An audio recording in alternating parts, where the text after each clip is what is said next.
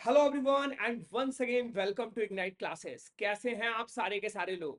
तो I hope आप लोग बढ़िया होंगे और इसीलिए मैं एक बहुत ही इंटरेस्टिंग सा टॉपिक लेकर आप लोगों के लिए आया हूं ताकि 2 से 3 मिनट के अंदर आपका एक बड़ा ही लाजवाब कॉन्सेप्ट क्लियर करूंगा। तो बेटा, जब हम लोग प्लैनेटरी मोशन के बारे में बात करते हैं तो दो थ्योरीज, एक होती है जियोसेंट्रिक थ्योरी और एक होती है बेटा हीलियोसेंट्रिक थ्योरी। इन दो थ्योरी पर काफी बहस चली है हिस्ट्री में।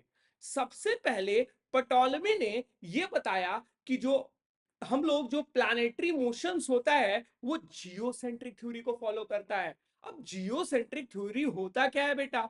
तो इसमें यह कहा गया है कि अर्थ के चारों चक्कर बेटा सूरज, चंद्रमा और बाकी सारे ग्रह भी जो है, प्लैनेट्स जो है, वो अर्थ के चारों चक्कर लगाते हैं, मतलब गोल गोल गोल गोल रिवॉल्व करते हैं।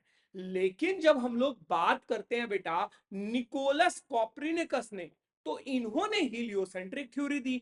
और ऐसा भी माना जाता है कि आर्यभट्ट ने भी यही थ्योरी दी थी। हालांकि इसकी पुष्टि पूरे तरह से नहीं हो रखी है, लेकिन फिर भी यह माना जाता है आर्यभट्ट ने भी हेलियोसेंट्रिक थ्योरी के बारे में बताया था। तो इन लोगों ने बेटा सबसे पहले हीलियोसेंट्रिक थ्योरी बताई। अब ये होती क्या है जरा इसको जान लेते हैं। तो इस डायग्राम के हेल्प से आपको बड़ा बढ़िया कंपैरिजन पता चलेगा जियोसेंट्रिक और हीलियोसेंट्रिक थ्योरी के बारे में। यहां देख सकते हो जियोसेंट्रिक थ्योरी की जब मैं बात कर रहा हूं तो अर्थ आपको एकदम सेंटर पे नजर आएगा। मून यहां पर नजर आ रहा है, सन नजर आ रहा है, अलग अलग स्टार्स, प्लैनेट्स, मतलब कि जो अर्थ है वो सेंटर ऑफ द यूनिवर्स है।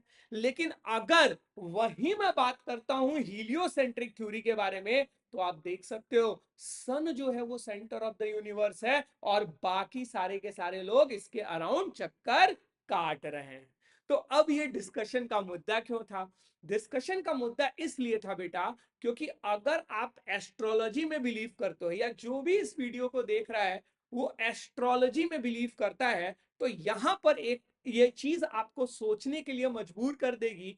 क्योंकि स्टार्टिंग में जब तक कैप्रिनिकस ने ये स्टेटमेंट नहीं दिया था तब तक हम ये बिलीव करते थे कि अर्थ ही यूनिवर्स का सेंटर है और उसी हिसाब से कैलकुलेशंस की गई और पूरी एस्ट्रोलॉजी उसी बेस पर बनाई गई। लेकिन अब तो ये प्रूफ हो चुका है और हम लोग 100 साल से जानते हैं कि हीलियोसेंट्रिक थ्योरी ही एक्चुअल में करेक्ट है। तो अब आप डिसाइड करो कि आप एस्ट्रोलॉजी पर कितना बिलीव कर सकते हो या नहीं कर सकते हो। आई होप ये वीडियो आप लोगों को इंफॉर्मेटिव लगा हो। See you in the next video. Thank you.